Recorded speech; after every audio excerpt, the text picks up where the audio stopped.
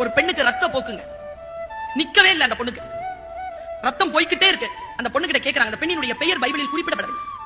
அந்த பெண் கிட்ட கேக்குறாங்க, அந்த பெண் வந்து எல்லார்கிட்டயும் மருத்துவம், யாருக்கும் மருத்துவம் தெரியல. அப்ப சொல்றாங்க, மசிஹா அப்படின்னு ஒருத்தர் வராரு. மசிஹானா யாருன்னா மரணத்திற்கான மருத்துவர். அதாவது எல்லாத்துக்கும் மருந்து இருக்கு, குரான்ல ஒரு மருந்து இருக்கு, மரணத்துக்கு மட்டும் அந்த மருந்து கிடையாது, மத்த எல்லாத்துக்கும் மருந்து. அப்படி மரணத்திற்குமான மருத்துவர் இயேசு கிறிஸ்து. மரணத்தை நிறுத்தக்கூடிய ஆற்றல் அவருக்கு இறை தந்திருக்கிறது என்று எல்லோரும் நம்புகிறார்கள். அவர் இந்த ஊருக்கு வருவாரு, அப்ப அவரை பாரு, உன் ரத்த போக்கு நிக்கும். இங்க பாருங்க, இயேசு கிறிஸ்து வராரு, இந்த பொண்ணு போய் நிக்குது. ரொம்ப கூட்டம், பெரும் கூட்டத்துல இயேசு கிறிஸ்து போய்கிட்டு இருக்க, கூட்டம் நெருக்கடிச்சிட்டு இருக்கு. அது என்ன மாதிரி போல இருக்கு அந்த பொண்ணு. எப்படியாவது அந்த இலக்கை அடையணும்னு உள்ள நுழைஞ்சு போயிடுச்சு கிட்ட. ஆனா போனாலும் மக்கள் போக விடல. எட்டி, ஐயா நான் உங்களை பார்க்கதாயா வந்திருக்கேன்னு போகிறான். அவங்க அங்கி மட்டும் இருக்கு, அந்த அங்கியை பிடிச்சிருச்சு அந்த அம்மா.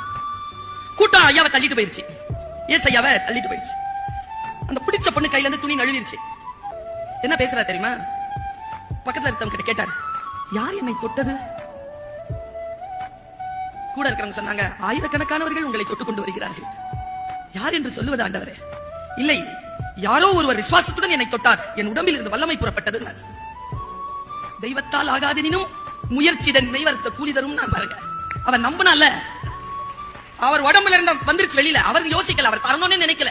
தெய்வத்தால ஒண்ணுமே இல்ல, அவர் பாட்டுக்கு நடந்துகிட்டு இருக்காரு. ஆனால் போய் அவர் விசுவாசத்துடன் பிடிச்சால, பிடிச்ச உடனே வல்லமை புறப்பட்டது.